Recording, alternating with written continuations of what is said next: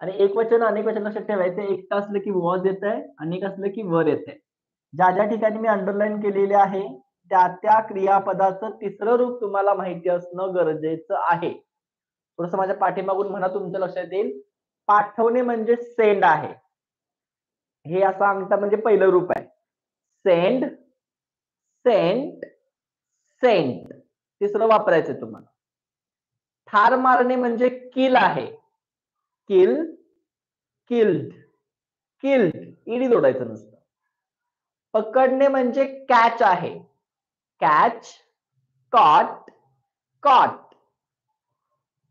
शिकवणे म्हणजे टीच आहे. टीच, टॉट, टॉट. देणे म्हणजे गिव आहे. Give, gave, given. बघा मी तर लिहितो त्याच्या पुढं तिसरं रूप लिहितो डायरेक्ट. सेंट वापरायचंय तुम्हाला. इथं किल्ड, इथे कॉट वापरायचा आहे. इथे टॉट वापरायचा शब्द आणि इथे गिवन वापरायचं. तर फीडेड करू शकतो आपण, पण आपण चालत नाही. त्यांची खातात ते आपण टाकतो नुसतं. पहिलं वाक्य सांगा. त्याला पुण्याला पाठवण्यात आलं. त्याला पुण्याला पाठवण्यात आलं. सांगा, लिहू नका ते लगेच वाक्य.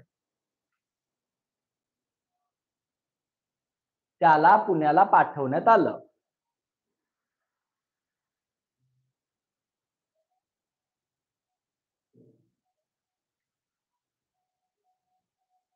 वाक्य असं बनतंय बघा.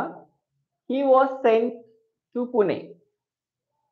हा, ही इज नाही बाळा, पाठवण्यात आलं म्हणतोय ना, मग वॉज येणार आहे तिथे. पाठवलं जातं म्हटलं तर इज आलं असतं. वाघाला ठार मारण्यात आलं. Tiger was killed. चोराला पकडण्यात आलं. thief was caught. मुलांना शिकवण्यात आलं. आता मुलं अनेक आहेत बघा. इथे चिल्ड्रन असा शब्द वापरा सरळ सरळ. मुलं मुली असा भेदभाव न करता सगळ्यांना शिकवतो ना आपण. Children were taught. हा, वर वापरायचं. गायींना गवत देण्यात आलं. काऊज अनेक आहेत. काऊज स्टुडंट पण चालेल. ठीक आहे. काऊज वर गिवन ग्रास. सोपं वाक्य आपल्याला बनवता येईल. तर या पद्धतीने आपल्याला वाक्य बनवायचे आहेत. तुम्ही या ठिकाणी वेगवेगळे शब्द वापरा.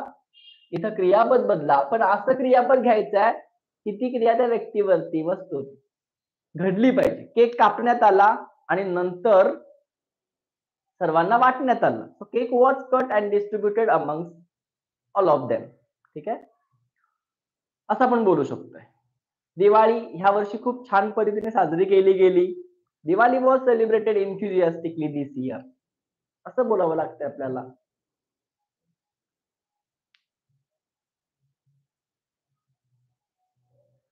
किती करायचे?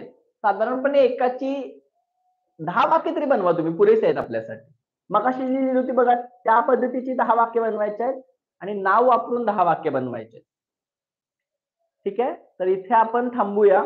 अभ्यास मात्र व्यवस्थित करा. ज्या मुलांना हे वाक्य समजत नाहीत त्यांनी जी वाक्य घेतलेली आहेत, क्लासमध्ये शिकवलेली आहेत, ती वाक्य सारखी सारखी वाचा. इंग्रजी शिकायचं म्हणजे काय, बोलायचं म्हणजे काय, तर वाचून बोलू शकतोय आपण. ठीक आहे. एखादं वाक्य जरी आपल्याला आलं तरी ते खूप आहे आपल्यासाठी. आणि एका वाक्यावरून आपण असंख्य वाक्य बनवू शकतोय, ही त्याची खासियत आहे. ठीक आहे.